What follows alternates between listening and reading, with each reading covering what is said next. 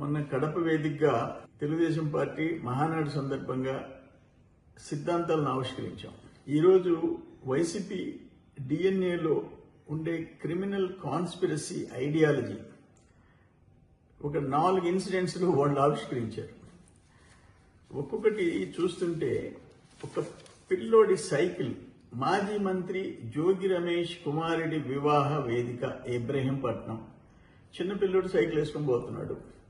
వాడిని ఆపి ఆ సైకిల్ తీసి ఆ పెళ్లికి వచ్చినాడు తిప్పి గాలిలో తిప్పి వాడు వేడుకుంటున్నా ఏడుస్తున్నా కిందేసి కొట్టి కాళ్ళతో తొక్కి దాన్ని వైరల్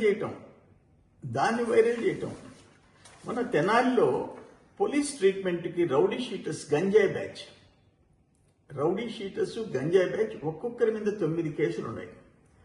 వాళ్ళు పోలీస్ ట్రీట్మెంట్ ఇచ్చారు. వీళ్ళు గత చరిత్ర క్రిమినల్ బ్యాక్గ్రౌండ్ చూసి దానికి జగన్మోహన్ రెడ్డి పోయి వాళ్ళని పరామర్శించి వస్తా అంట. అది సెకండ్ ఇష్యూ. మూడో ఇన్సిడెంట్ తిరుమల క్యూ లైన్లో కాకినాడ వైసీపీ నేత అచ్చారావు ఆయన స్లోగన్స్ చేయటం టీటీడీకి వ్యతిరేకంగా ఒక పుణ్యక్షేత్రంలో దాన్ని వైసీపీ పేటీఎం బ్యాచ్ వైరల్ చేయటం. ఇది ఇంకొకటి ఆఖరణ లోకేష్ బాబు గారు 10th రిజల్ట్స్ వచ్చినాయి. రీవాల్యుయేషన్ మీద రాద్ధాంతం చేయటం. 18% దాంట్లో ఆ స్క్రిప్ట్లకు సంబంధించి మార్కులు వచ్చినాయి. 18%. దాన్ని జగన్మోహన్ రెడ్డి స్టేట్మెంట్ ఏంది, వైసీపీ సోషల్ మీడియాలో వైరల్ చేయటం ఏంటి నెగిటివ్గా? నేను అడుగుతుండా, మీ టైంలో 2022లో 41,694 దరఖాస్తులు వస్తే రీవాల్యుయేషన్కి 8,235 స్క్రిప్ట్లు 20% వచ్చింది.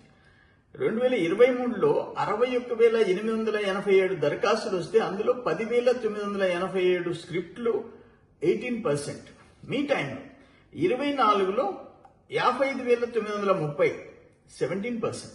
ఇప్పుడు 25లో 66,363 దరఖాస్తులు వచ్చినాయి. 11,175 స్క్రిప్ట్లు వచ్చినాయి. 18%. అంటే మీ టైంలో 20% రావచ్చు, ఇప్పుడు 18% వచ్చింది. దాన్ని టోటల్గా ఇప్పుడు ఆ టోటల్ 10th క్లాస్ ఇవన్నీ చూస్తే ఈ ఏడాది మొత్తం మూల్యాంకన జరిగిన స్క్రిప్ట్లలో వ్యత్యాసం గుర్తించింది 0.0006%. 0.0006%. దీన్ని లక్షల మంది విద్యార్థులు మనసుల్లో అనుమానాలు రేకిచ్చే విధంగా నీ మీడియా, నీ బ్లూ మీడియా, నీ సోషల్ పేటీఎం బ్యాచ్ అసలు ఏమనుకుంటున్నారు అని అంట. ఈ రాష్ట్రం నాశనం అయిపోవాలా, రాష్ట్రంలో ఏ డిపార్ట్మెంట్ ఏ వ్యవస్థ బాగుండకూడదు. మీ బ్లూ మీడియా పత్రిక చదివితే రాష్ట్రం ఎంత నాశనం అయిపోవాలా, ప్రజలు ఎంత దెబ్బతినిపోవాలా, అన్యాయం జరగాల వాళ్ళకి, మేము మళ్ళీ తిరిగి అధికారంలోకి రావాలా, రాష్ట్రం బాగుండాలా, మేము కూడా రావాలని కాదు, రాష్ట్రం నాశనం అయిపోవాలా. ఇటువంటి దుర్మార్గపు ఆలోచనలు ఒక రాజకీయ పార్టీకి, ఒక ముఖ్యమంత్రిగా పనిచేసినోడికి వస్తున్నాయంటే ఇంతకంటే దురదృష్టం ఇంకోటి ఏముంది? అందుకనే ప్రజలు గమనిస్తున్నారు. మిమ్మల్ని ఆఖరణ ఆ సైకిల్తోనే కొట్టారు మిమ్మల్ని. ఇప్పుడు సైకిల్ కింద పడేసి కొట్టారు, ఆ సైకిల్తో పడేసి కొట్టారు. 11 సీట్లకు పరిమితం చేశారు.